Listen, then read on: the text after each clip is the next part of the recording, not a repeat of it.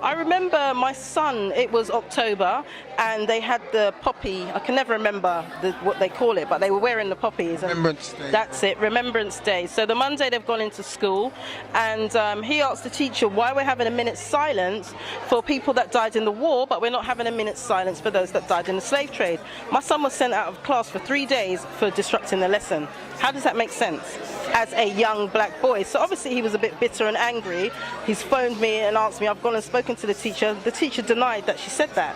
So my son got absolutely livid. But these are the things that they do, and these are things that are happening in schools every day. There was empires in Africa called Kush, Timbuktu, where every race came to get books. My success to you, even if you wish me the opposite. Sooner or later, we'll all see who the prophet is.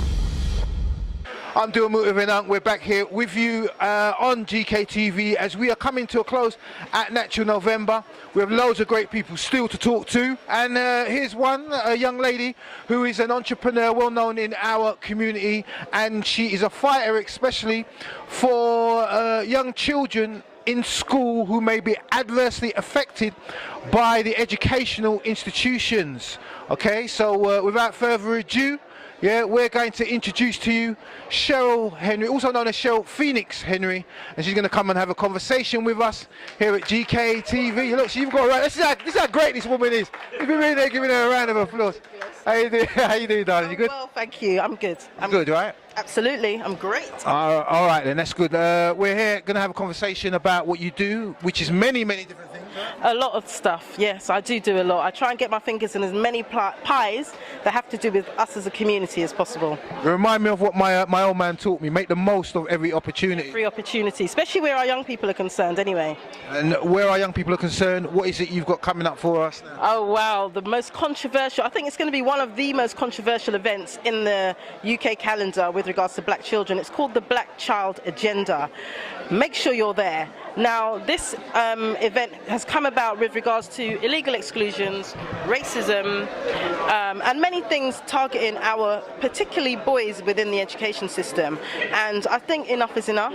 With regards to our children being penalised, with regards to our children being excluded, with regards to our children being accused and labelled as drug dealers, with regards to our children being put in proos with no or low expectations, with regards to our teachers telling our children that they are black B-words, this needs to stop because we're not complaining, we're not making any noise. So I've put on this event so that parents can come down, they can find out where their rights are, they can find out the facts of what they can do with regards to the school, and they can also find out other groups that are out there within their area that can actually support them as well. Admire what you're doing at this present time. A lot of people would say that, oh, we might be rabble rousing, or, you know, the teachers are always right, you know, sometimes our children, they can be a bit unruly, etc. What would you say to that?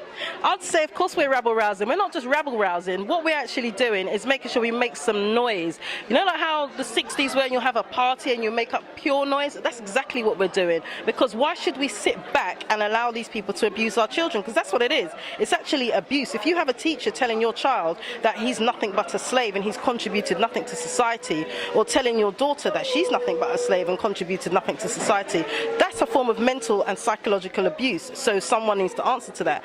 If you have parents and teachers, or parents that are scared of teachers, why are you scared of a teacher? It's only a human being. A lot of these women and teachers have never come into contact with black people or black children.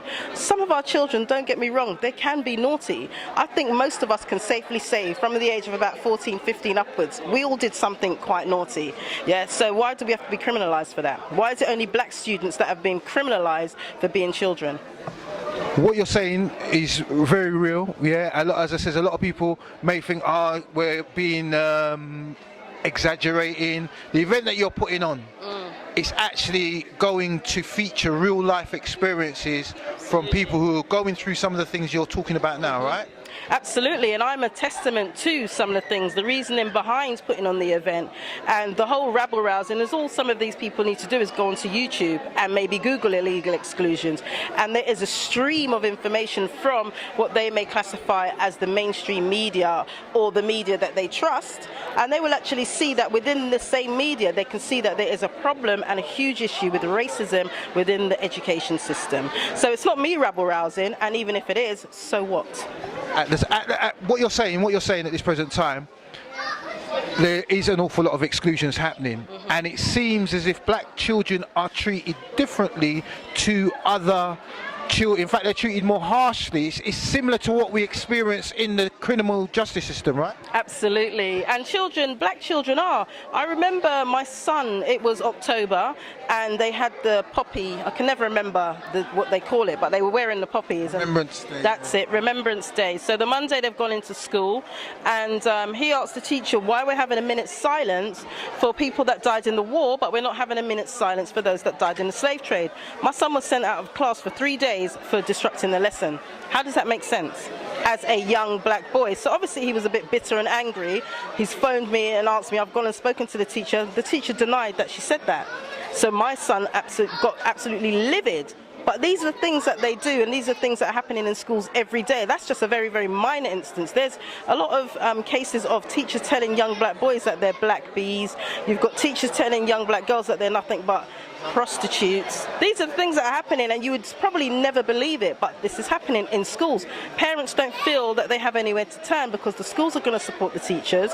You go to the education authority, they can't do anything because most of these schools are now independent academies, so they're a law unto themselves.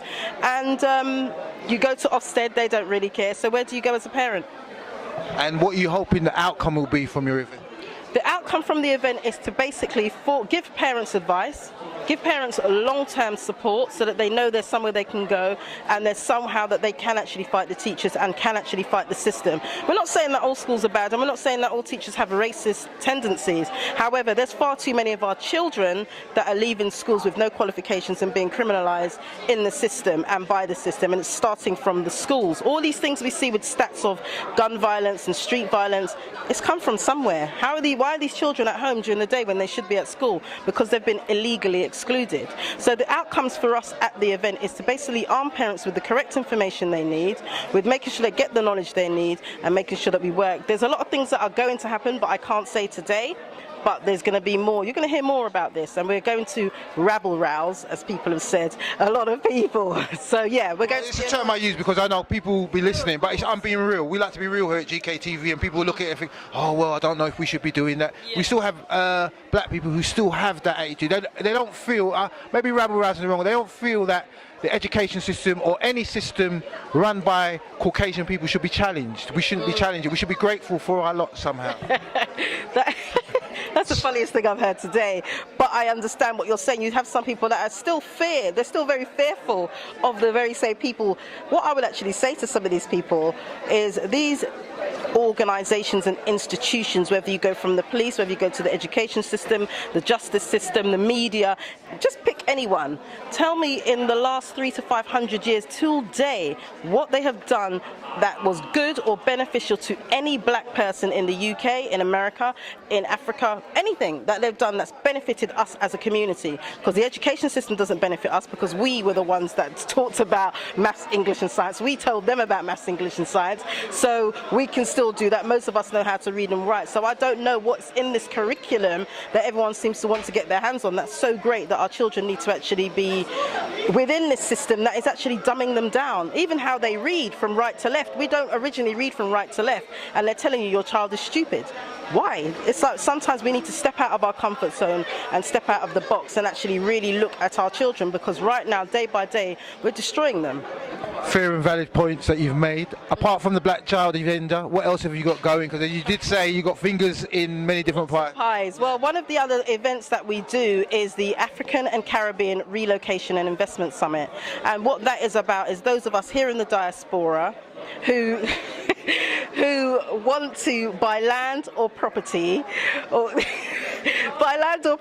do business with our brothers and sisters in Africa and the Caribbean. So we put on that event and we get people in from Africa and the Caribbean to come and speak. I'm going to try something soon. To come and speak about how people go about it. Then we have the UK Black Links Business Expo. That's for those of us, a day similar to today with regards to, but what we also offer as well is talks on getting access to business finance, how to expand your business. And this year's event, we're going to make it a 2-day event. So we're also going to incorporate the young entrepreneurs, because a lot of our young people are entrepreneurial, but they've got no platform to actually showcase their business services. So we're going to do that as well and give them a platform. Thank you so much for coming and speaking with us. Thank you very much. And would you give us a little mention? Got Kush TV, make sure you tune in. To the UK's #1 conscious platform, Do a Move with an Unk. I've been speaking with Cheryl Henry, or Cheryl Phoenix Henry, as I know her, and it's been an absolute pleasure. Make sure you do check out the Black Child Agenda. Yeah? All right then. Yeah? Keep it where you got it. We are Got Kush TV. All these mountains we've been climbing held us down, but now we're rising. See the sun on the horizon. Without further ado, yeah, we're going to introduce to you Cheryl Henry, also known as Cheryl Phoenix Henry, and she's going to come and have a conversation with us here at GKTV. Look, she's got right. This is how great this woman is. If you're really there, giving her a round of applause. Yes. How you doing? How you doing, darling? You good? Well, thank you. I'm good. I'm good, right? Absolutely, I'm great. Silence for people that died in the war, but we're not having a minute's silence for those that died in the slave trade. My son was sent out of class for 3 days for disrupting the lesson. How does that make sense? As a young black boy. So obviously he was a bit bitter and angry. He's phoned me and asked me, I've gone and spoken to the teacher. The teacher denied that she said that. So my son got absolutely livid. But these are the things that they do, and these are things that are happening in schools every day. There was empires in Africa called Kush, Timbuktu, where every race came to get books. My success to you, even if you wish me the opposite. Sooner or later, we'll all see who the prophet is. I'm Do a Move with an Unk. We're back here with you on GKTV as we are coming to a close.